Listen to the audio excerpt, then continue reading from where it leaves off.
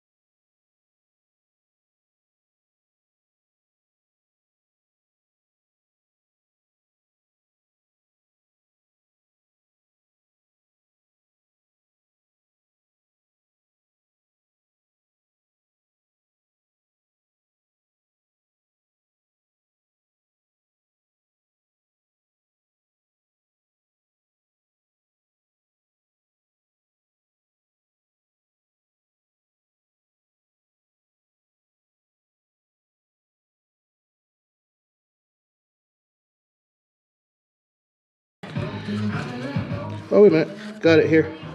Grab it. Neil knows. I don't know this. You have to grab that and then Come here. Look. Look right here. Come here. Come here. This is coming up. You see it? Yeah. There's a pin. Where's your bag with the hardware? Right Here. here. Did you write on it yet? No. Here. Want to hit that with the mallet? Yeah. Other side. No, not with metal. Not with metal. Here. What? Because you want to get things in it. Go the other side and tap it up. No, we're coming this way. Go on that side. Tap it up. Fine. Good. Either side. There you go. You're almost done. Go. Get it. Get it. Yeah, the pin here. Is the pin in there?